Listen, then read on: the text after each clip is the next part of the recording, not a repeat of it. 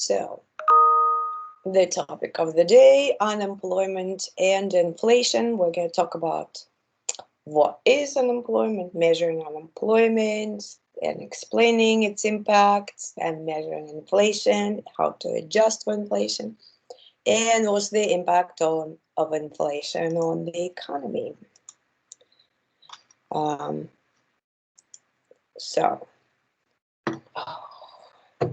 Disaster. The slides have animation. I hate animation, so I didn't run them through before. I just looked. So we'll have to deal with it. Each month, the Census Bureau runs what's called current population survey.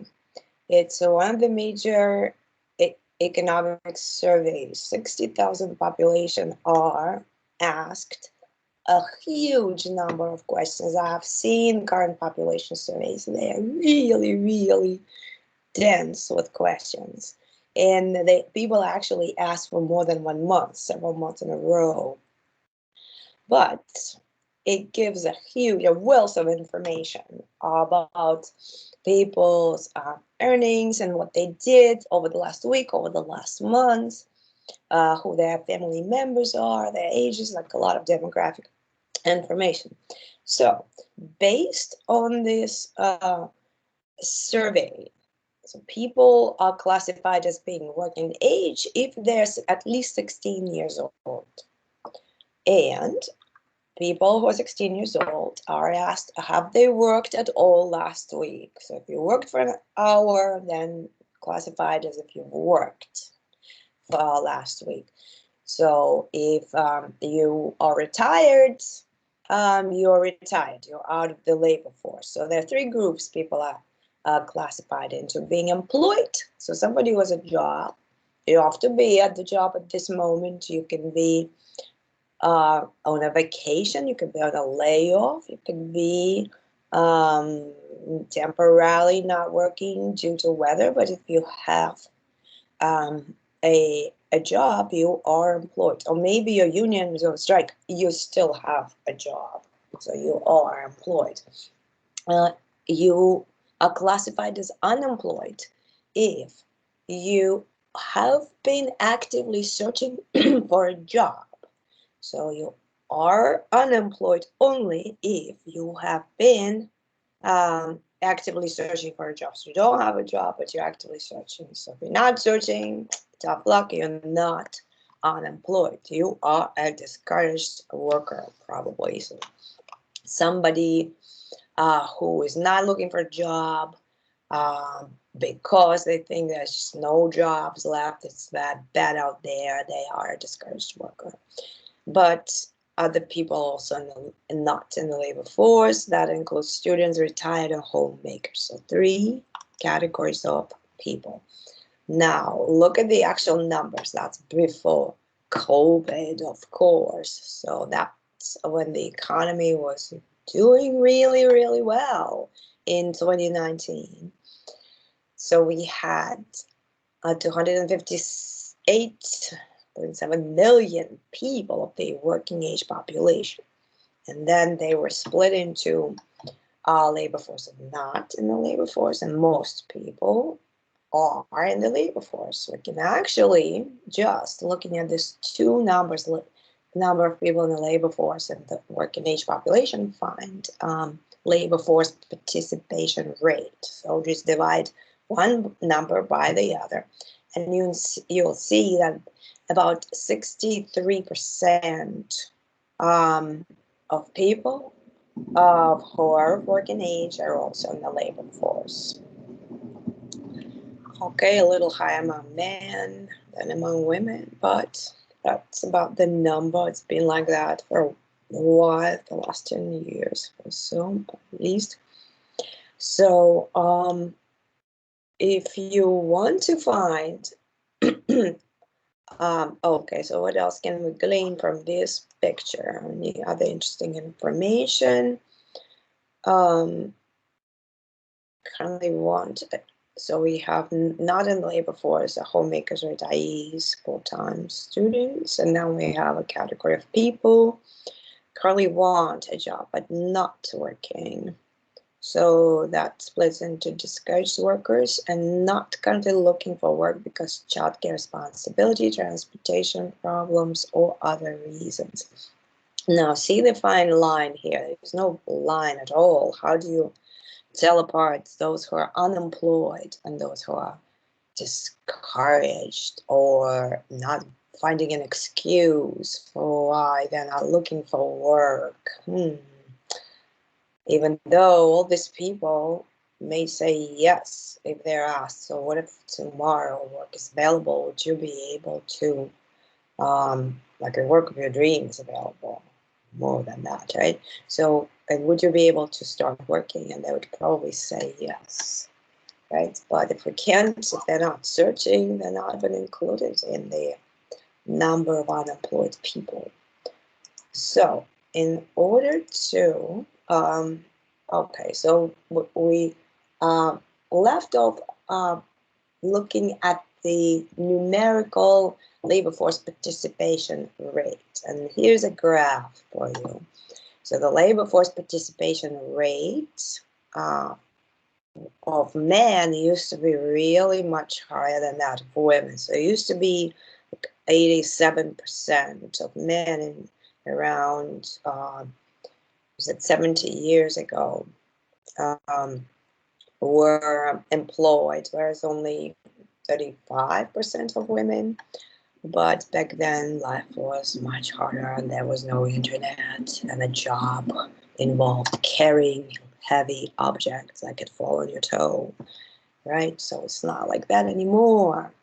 A job is mostly sitting at the computer, like in many, many cases. Not mostly, probably, I'm exaggerating, but you got the point, right? So the nature of jobs have changed a lot, and nothing any longer falls on your toes as you work. So about 70%, 75, around 70% of men are employed, and what's 58%, 60% of women of working age. So labor was unemployment rate. So how in the world do you compute unemployment rate if it's so hard to tell who is unemployed and who is discouraged? Well, the answer here is that the official unemployment rate completely ignores anybody who's discouraged and anybody who's not in the labor force. So you only deal with people who are in the labor force.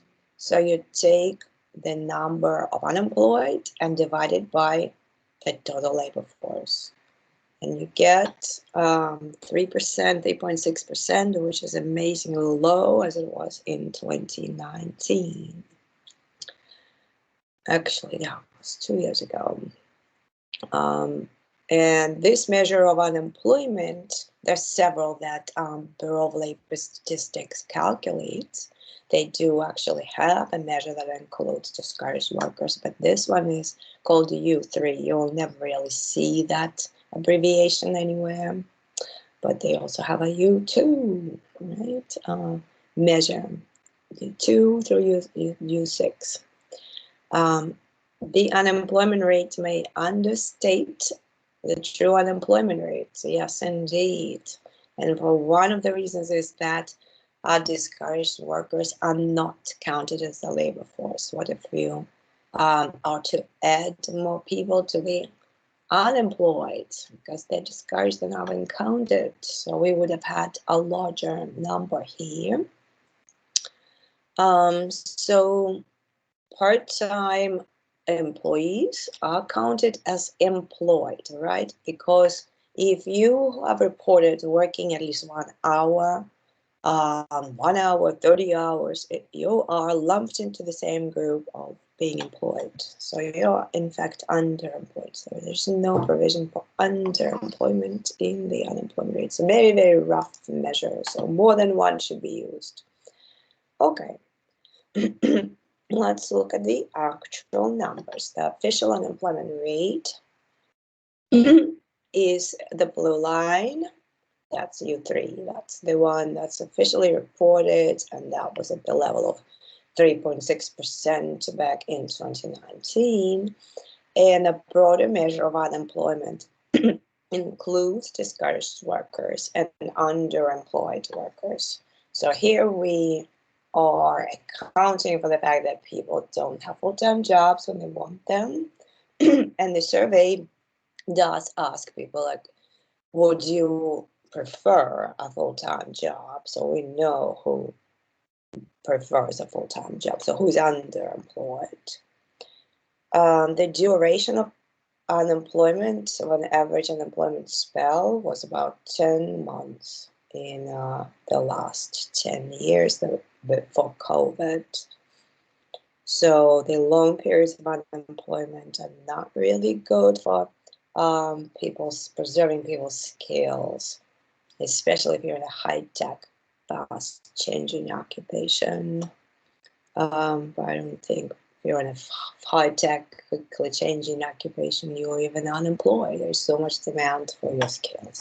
Now, notice on this graph that recessions are marked with pink across lines. See, an increase in unemployment is during a recession. So during the 2008 recession, unemployment went up. 2008, 2009, and then before that, we saw it in 2001. So after 9/11, there was a small recession too. So to illustrate how good the economy was in 2019, and how low, in fact, unnaturally low unemployment rate was. In the spring of 2019, companies like Wisconsin's Lupton Trailers, okay, were struggling to find workers. So it's a manufacturing company, and so they could not find enough workers to hire. So they contracted with former prison inmates. They decided to hire people they wouldn't have considered before. So people who were not on their radar, they were hired, like former inmates and even current inmates, through a work release program. So that's what happens when the economy is, they say, overheating or starting to run beyond its capacity. So anybody who wants a job can get a job easily. So speaking of unemployment rates, it's important to remember that they're actually different for different age groups, ethnic groups, and educational levels. So the more education you have, the less unemployment you'll tend to experience. So compare that, the bar charts with college graduates having an unemployment rate of 2%, whereas those who are high school dropouts were facing at least 5.5% unemployment rate. So, Professor, yeah, this bar graph here, this is all based on the U3 line?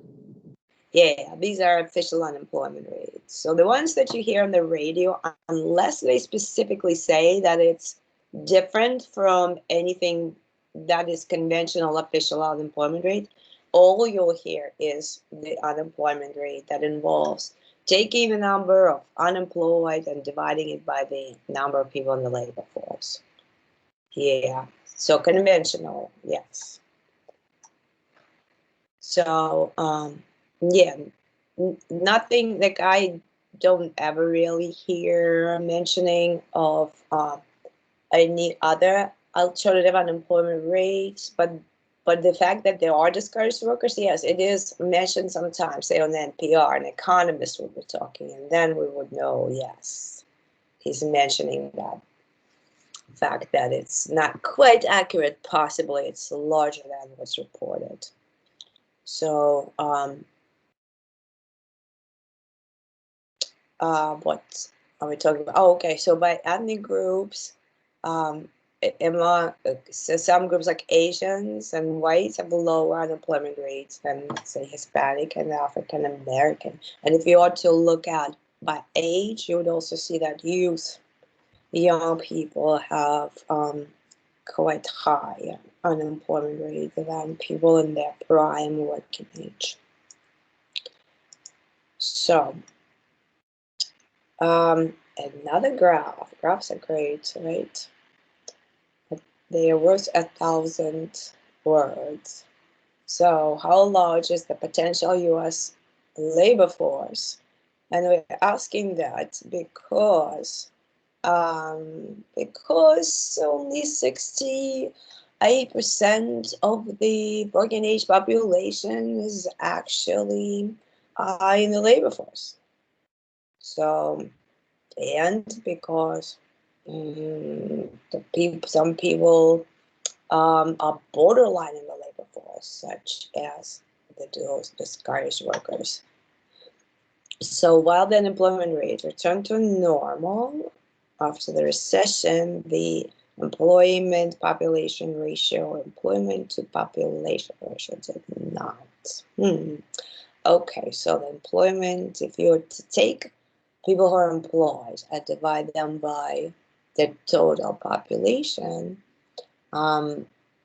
okay, well, I'm not going to ask you about this particular measure, and I have not really seen it being useful at all yet. This slide mentioned it, so we're going to say why there are fewer people who are employed. I guess it might be useful if you are considering dependency ratio, right? So how many people are employed per a unit of population?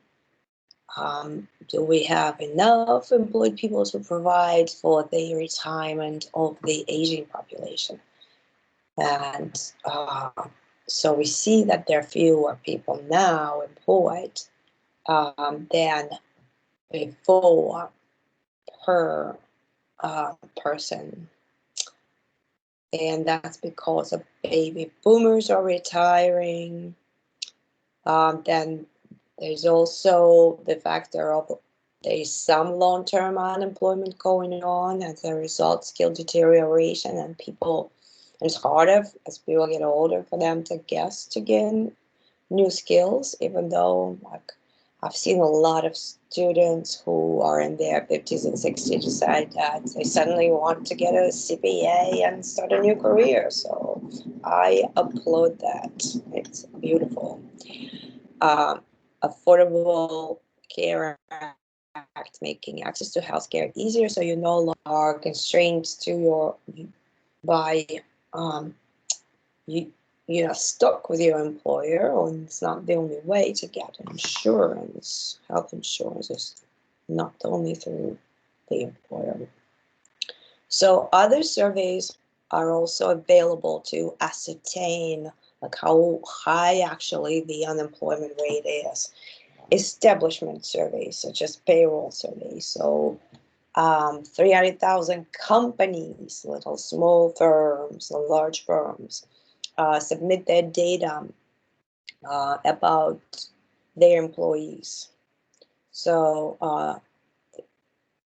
or places of employees, so about their employees, yes. So what are the disadvantages? So we don't see the self-employed people. They are not on the payroll. Then we don't see data from startups. Then we don't see information, the actual information on the unemployment, because we see how many people are employed. So we can tell how many jobs, let's say, were created and destroyed. So kind of we can infer how many people may have changed jobs, right? But not really the net number of unemployed people. Yeah, of course, there's also data from unemployment claims for unemployment insurance, right? So there's several sources that are working at the same time to kind of sharpen the numbers. Numbers fluctuate depending on establishments included, yes. So the payroll surveys. Okay, so household and establishment survey data. This is a comparison.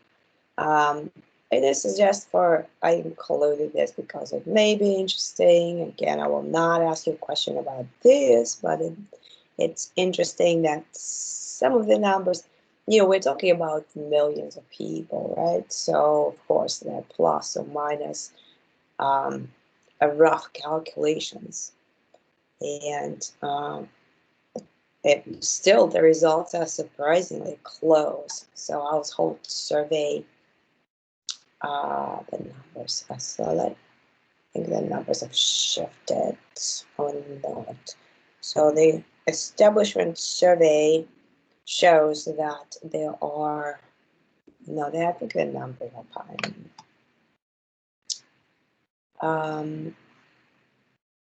That the amount of employed, the number of employed people is kind of close, plus or minus 5 million, right? So small chunks, different. So okay, yeah, we're talking about millions of people's differences, and based on like whenever the data comes from other surveys.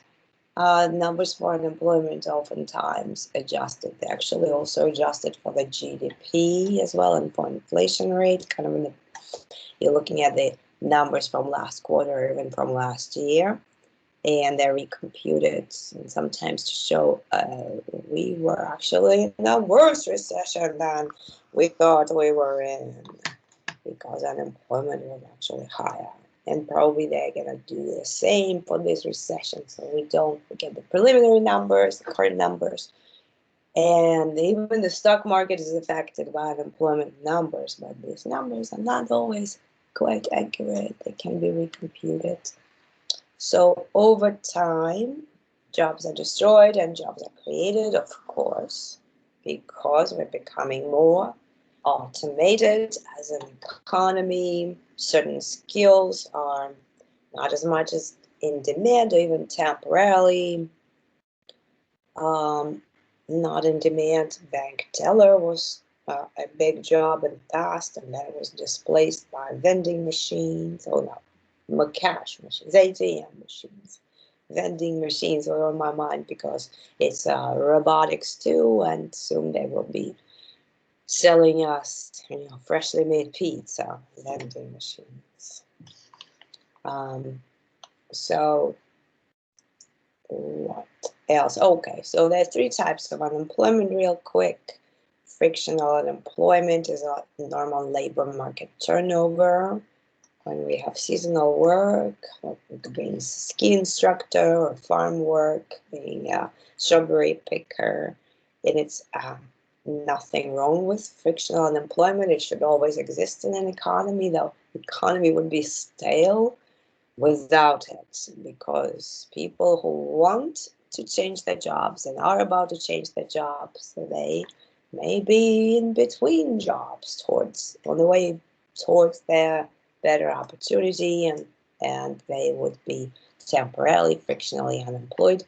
So structural unemployment is not as good, but keep up your hopes. So not as good because that means your skills are no longer in demand. So you may have been like in the 1980s or 90s. I see old transcripts of people bringing them to us, and the courses that they've taken include keyboarding and typing. Typing and keyboarding. So that skill was in demand. And you could get a job when the economy is really good if you could just type fast enough or do medical transcription. And that kind of job is now replaced by Siri listening, right, and doing the transcription for you, and doing a voice recording and typing for you if needed. So the person with these skills and only these skills, like typing and doing transcription, would be structurally unemployed at this point. At some point, Travel agencies were very popular, and then they were replaced by online reservations, right? So structural unemployment is a result of that. What you can do to fight it is to retrain yourself, or with the help of the government of some government programs, is to get a new skill. Be a personal trainer. How about that? That's in big demand these days. If there's no other job available, or you know what, Amazon delivery, right? That was a big job during COVID. So finally, a third and last type of unemployment is cyclical. Now look at this graph. We see unemployment rates all the way from the 1950s to pre-COVID. So they go up and down, up and down. They cycle. So there is a recession every so many years. Right? Is it every 10 years? There's at least a little bit of a recession. Okay, the best part is that we are in recession and we are due for an upswing that should be about just as high, right? At all this upswing. In this case, upswings are actually higher. Unemployment, we'll want it to be lower. So the lower the unemployment, that means good times. Good times. So unemployment going lower. So business cycles, however, are inevitable. They happen for a variety of reasons. Sometimes there's overinvestment in certain industries. Sometimes there's risky behavior in certain industries. And sometimes there are infectious diseases in the world. But what we can infer from this graph is that at no point in time in history was it the case that unemployment was zero, right? It never been the case that unemployment was zero. And in fact, it should never be zero, because that people in between jobs and frictional and structural unemployment should always exist. So if you just imagine an ideal world, right, where there's no cyclical unemployment, so we would see the rate of employment of about between 4 and 5%. Okay, so, and we would call it an ideal natural rate of unemployment. So don't drop the word ideal, I made it up.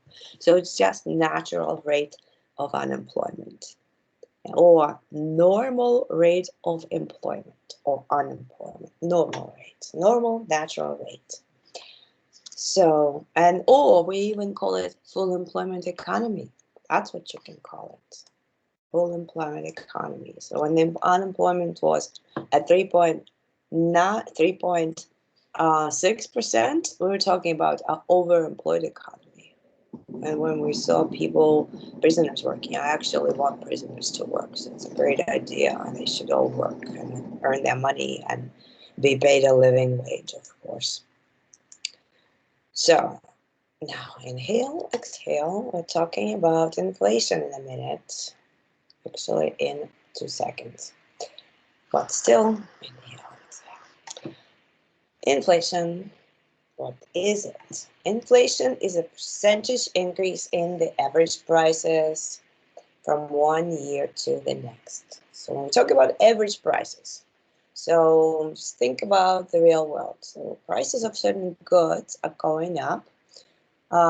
Sometimes they go down, right? So gas prices went down in the summer, then they went up most recently. Then if you think about over the last 20 years, what happened to the prices of cell phones or computers?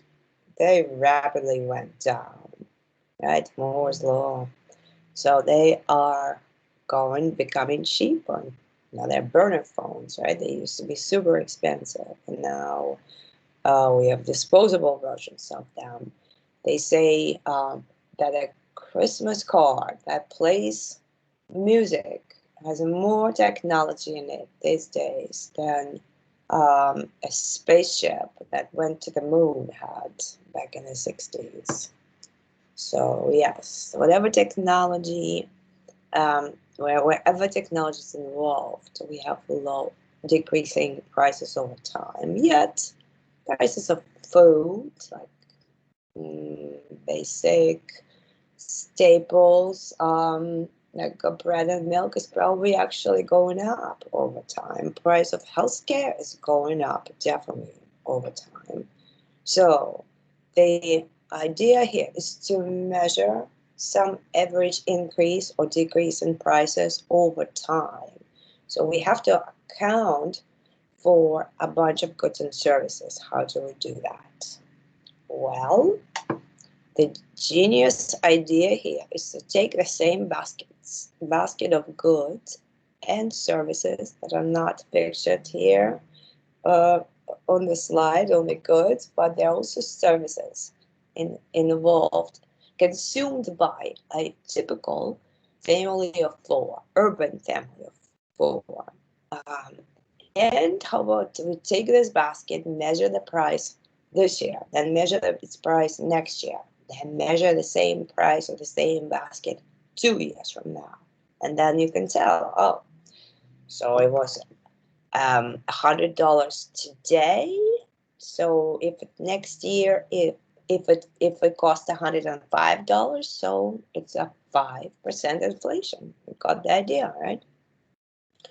And we could say, oh, um, if it is 10% at $110 2 years from now, then oh, it's a 10% inflation. Then within 2 years, yeah. Yes, it is. That's how we roll with this methodology, and it's called Consumer Price Index. So they come up with this basket. Bureau of Labor Statistics comes up with this basket based on a survey of expenditures by 14,000 households. So what are people buying? What are they actually buying? And then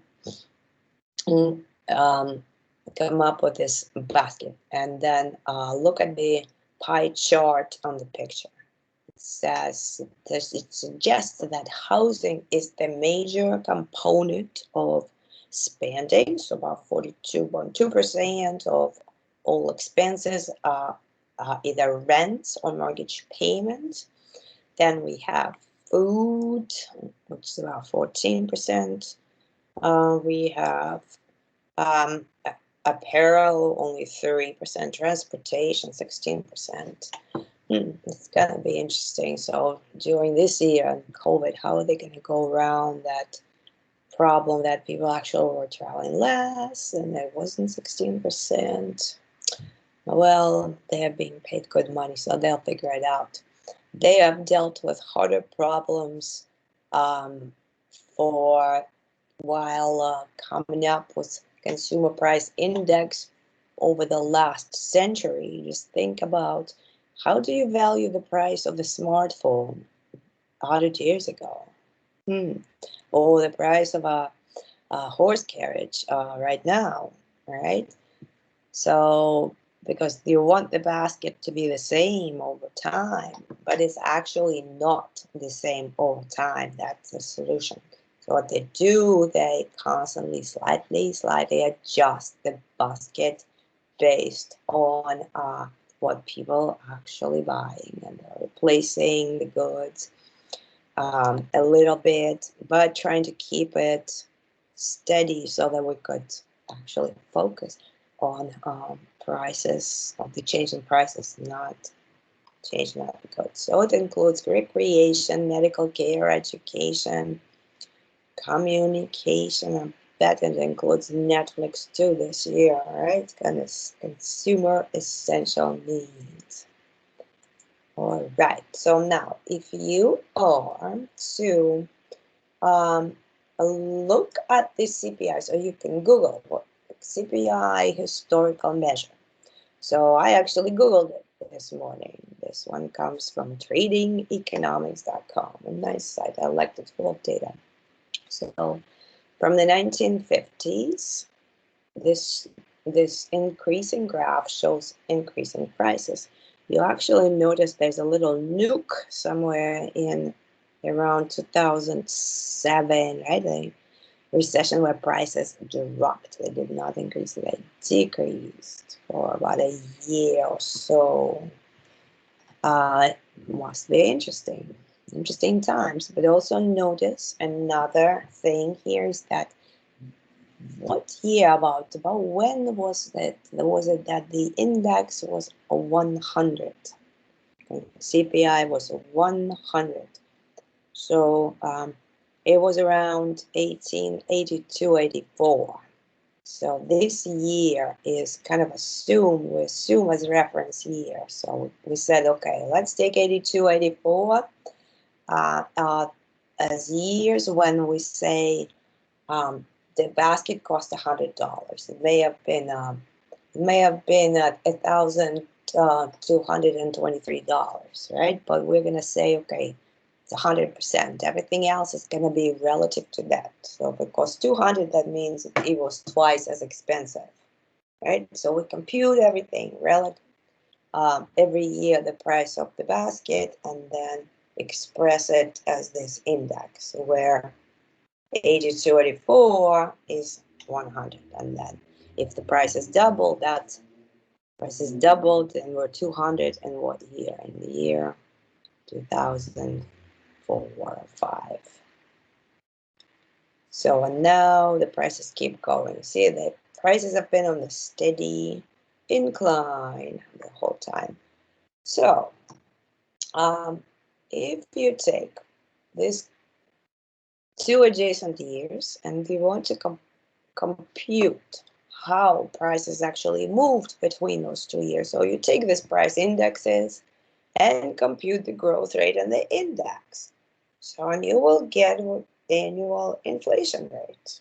So inflation rate, so let's look at the most recent numbers on this graph. We see around 2020, inflation rate is actually close to zero, surprisingly. It's not 5%. It's not 4%. It's not even 3%. It's like 201, close to 201%. So pretty low. And we may even notice that around 2009 or so, there was a period of time when prices were going mostly more down than up. Right? There was a brief period of deflation. Now you can ask yourself, has there ever before in history been periods of declining prices, decreasing prices? And you can go back in history on this graph and see that there were, right? So there was what looks like must be the 20s, 1920 or so. A huge deflation, lower prices. But that brings me, makes me think like how accurately are they actually reporting this? Maybe it is accurate reporting. Maybe there was a way for.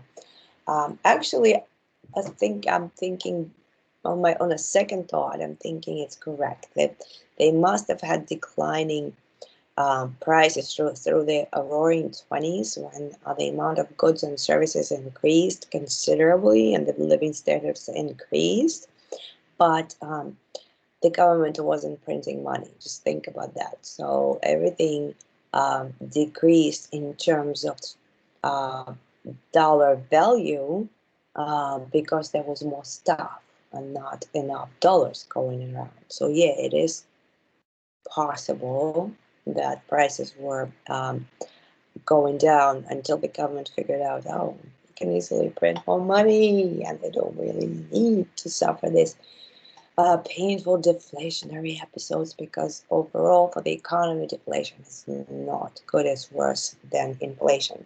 So a little bit of steady inflation is fine and it's easier to maintain, relatively easy. So let's move on. So you may hear in the media what's called core consumer price inflation. So it's not that different from regular inflation. So this one is a little zoomed in. We don't see the 40s anymore. More starts from the 50s and up. Core inflation is the same CPI, but you exclude food and energy from your consumer basket. So sometimes it's used because food and energy are too volatile, and we've seen this summer how energy went down and then it went up. But it's still, food and energy are important. So sometimes I disagree why they're using this core consumer price index for, let's say, indexing retirees' incomes. They should be using the entire inflation. But anyway, it's close. So it's close to the real regular inflation rate, just perhaps a little less volatile. Now the question becomes, so how do you compute this CPI, and then how do you compute the inflation rate using the CPI? Well, in this imaginary economy, we produce three goods: eye examinations, pizzas, and books. And is one eye examination, there are 20 pizzas and 20 books. Then we have prices in year 1, 2010, and in year 2, 2020, and in year 3, 2021. So, and we could say, oh, that's the consumer basket. So yeah, they produce the three goods and they consume them, and that's the entire consumer basket. So, and we always want, from year to year, we want to maintain that basket. So we're not changing the basket. It's still one exam, 20 pieces and 20 books. Or we only want to see how the prices are changing. So we compute this basket in prices over 3 years. And so we get 750, 900, and 915. And now we want to say, okay, let's create an index.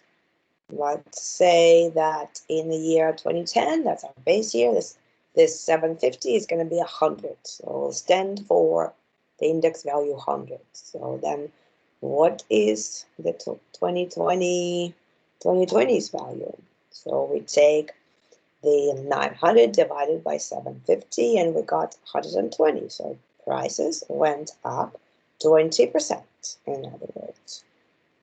And then we also computed that prices went up 22% between 2010 and 2021, using the same index idea.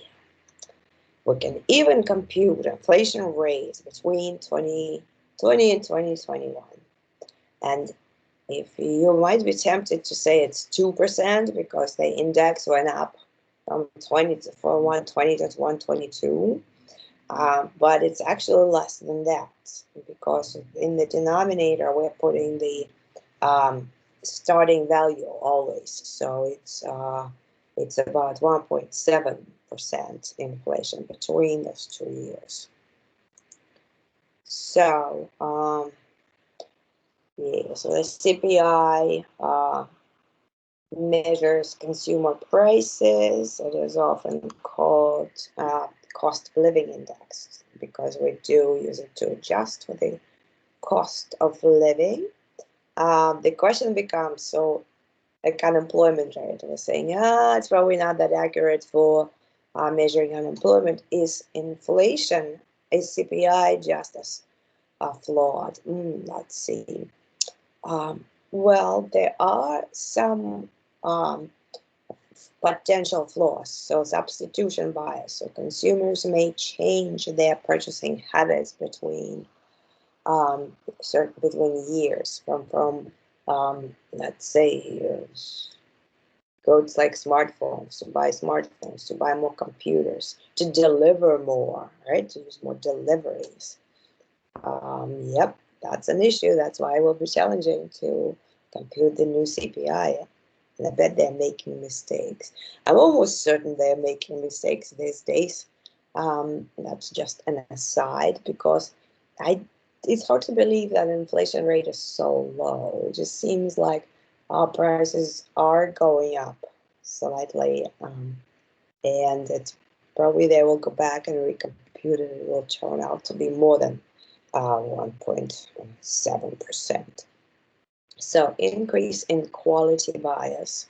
Yeah, so increase in quality is real, right? So our quality of our life is way higher in many ways with the computers, with the internet, with the kind of cars we're driving than what it used to be in the 50s, 60s, right? Well, you can argue that sometimes the quality of our food is not as good. Maybe we're eating too many chemicals and stuff, right? But overall, we have access to better stuff and faster transportation. So new product bias, yes, new product. Basket of goods used to change only every 10 years. Okay, now it's updated every 2 years. Oh, thanks God. There is a delay to including new goods like cell phones, yes, of course. And Amazon-based goods maybe this year. Outlet bias. Yeah, so where do they get prices? They used to get a lot of prices in physical stores, BLS, and now they probably hope they had already switched long before COVID to finding prices online because people had been shopping online for many years already. Okay, so a part of the consumer price index, there's a producer price index. So instead of milk and bread, what's included are 2x4s, yarn, steel, crude petroleum, coal prices. So conceptually, though, it's similar. So a typical producer, manufacturing, producer economy, I guess. A basket of goods needed for production. So it is showing how the prices of inputs into production behaving, going up or down.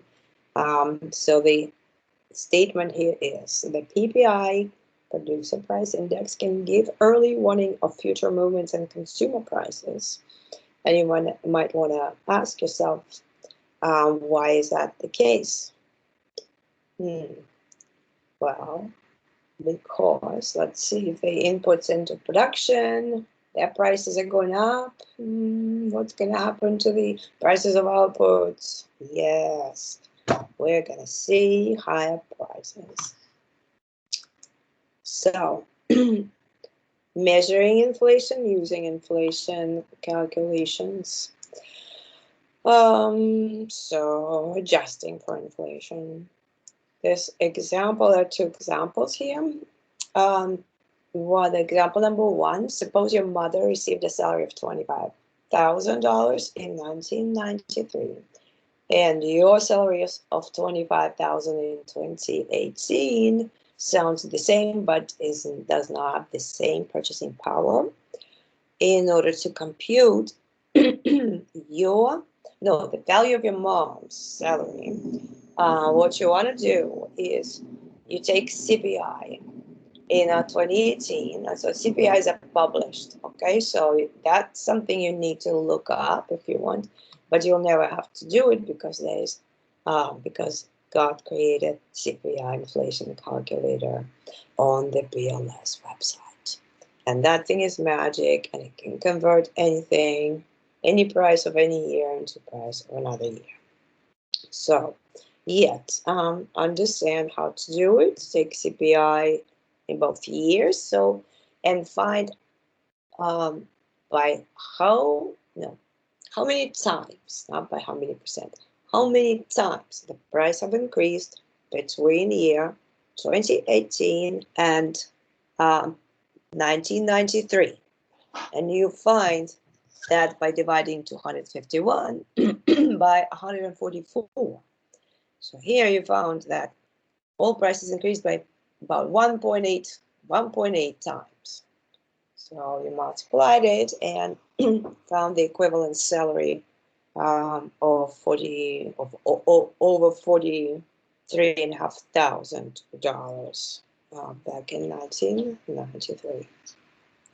So, and when you go to the CPI inflation calculator site, you can actually just Google CPI inflation calculator, go with the BLS link, because they are the ones that created the index, so they should be accurate.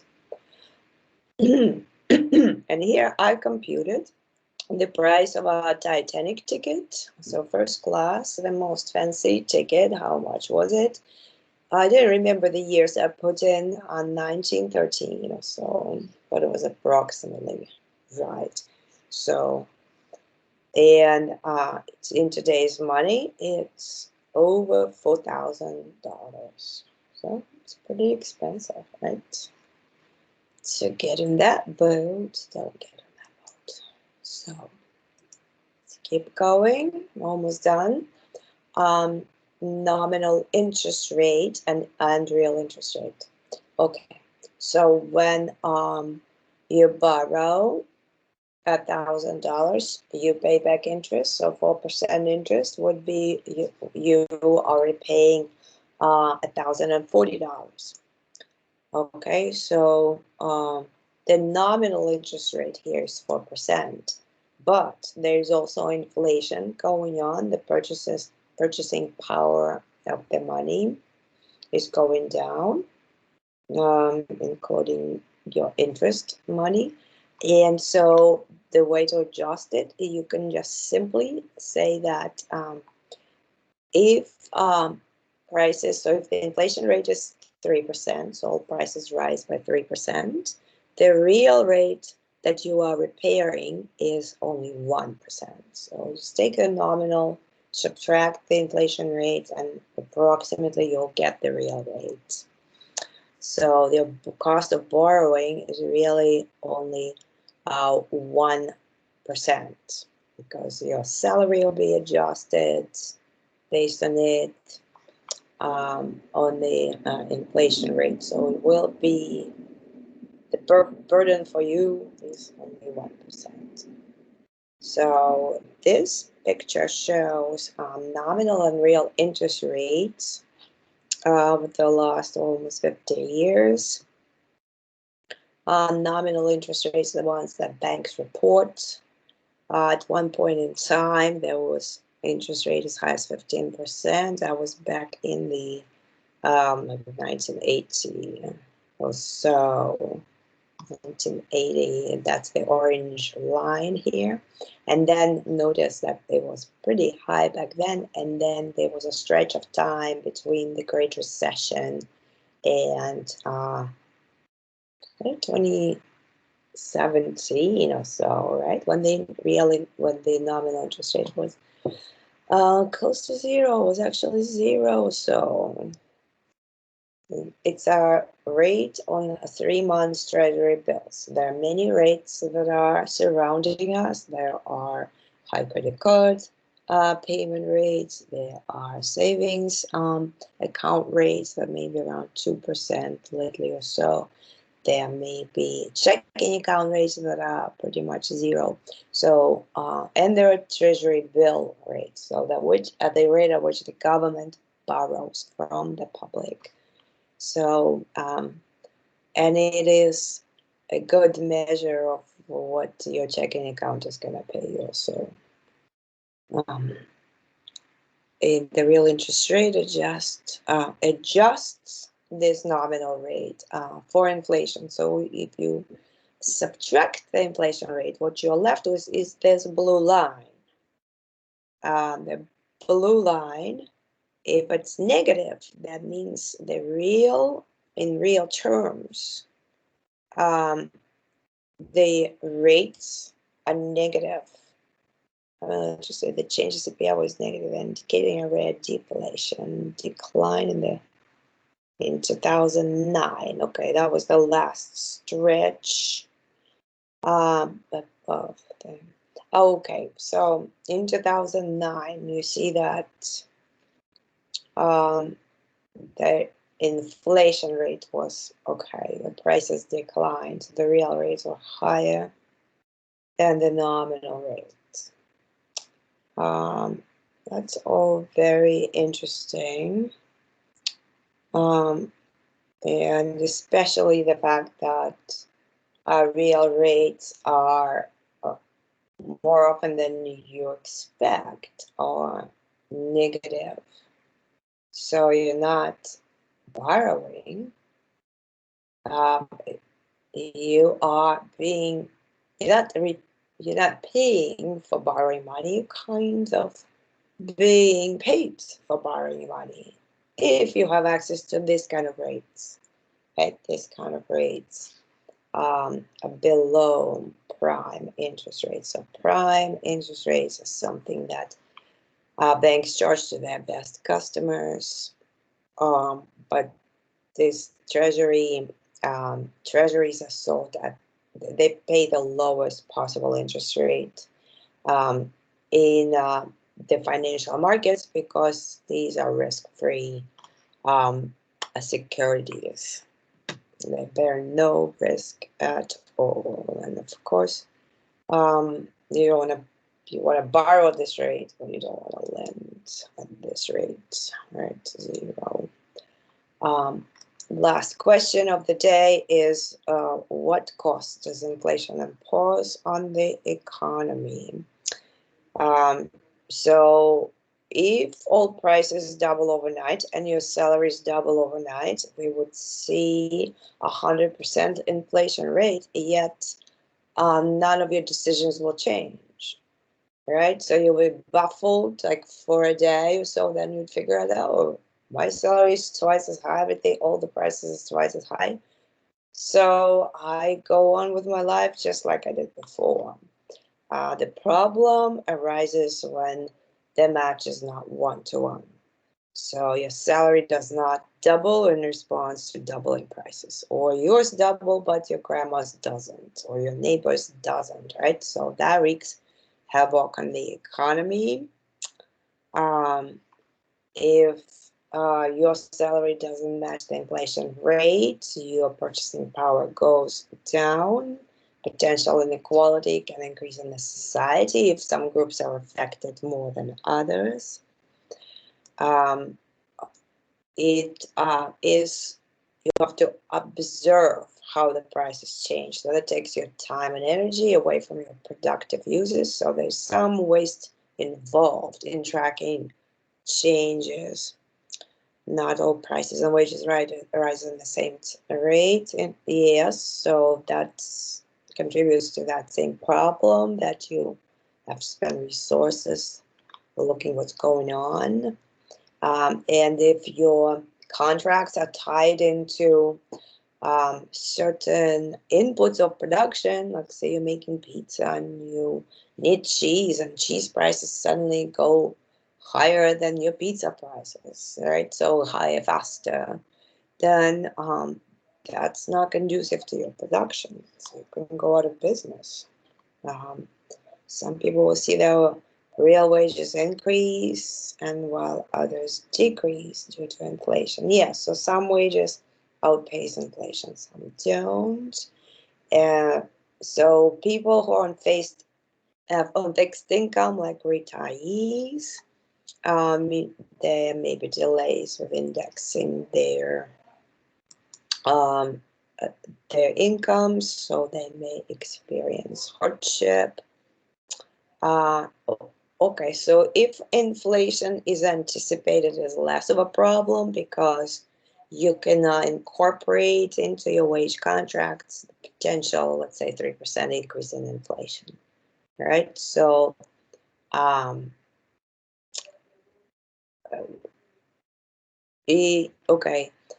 yet it may not be a wash because, look, as we mentioned just a second ago, that there might be non-productive use of resources.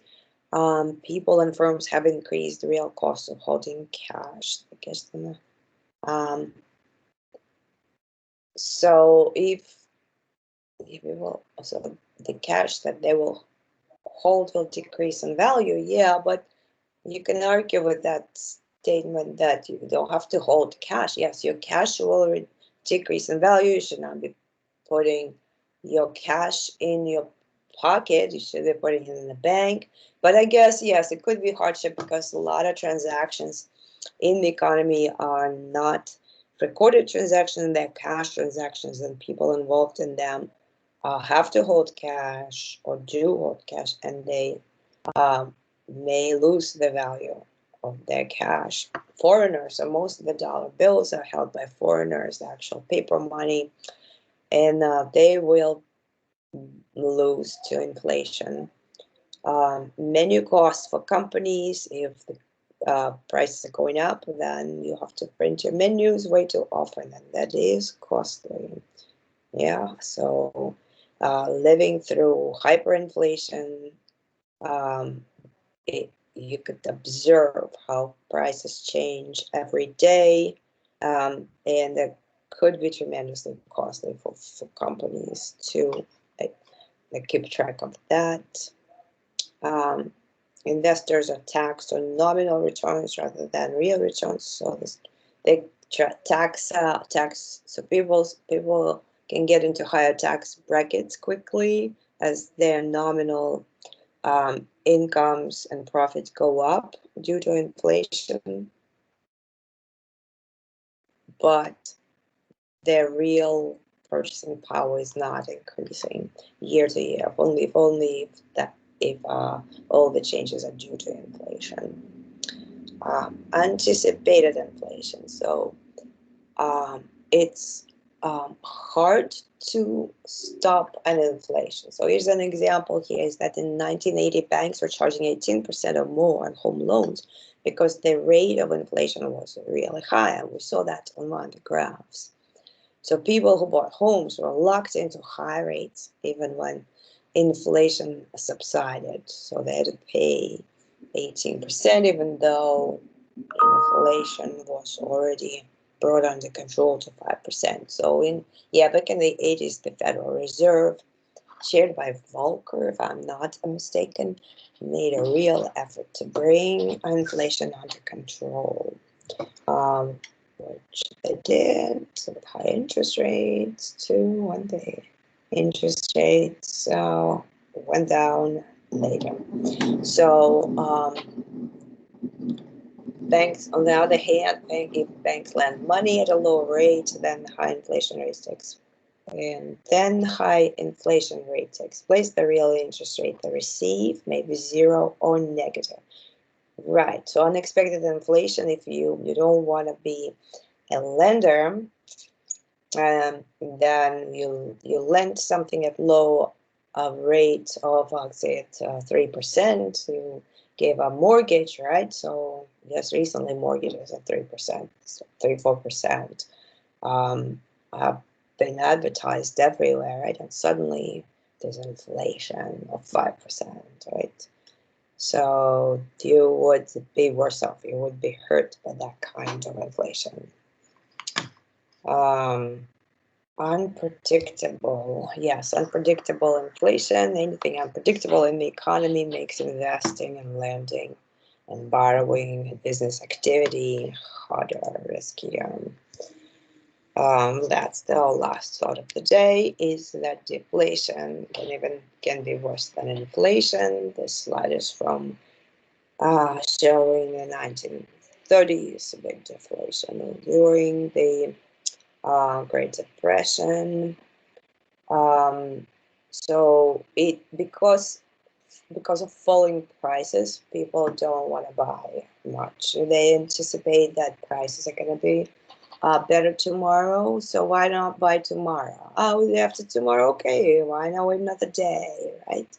So you postpone and businesses stop producing, and it is a vicious circle. And if businesses stop producing, how do they repay their loans? They can go bankrupt, they go out of business, and that makes the recession worse, not better.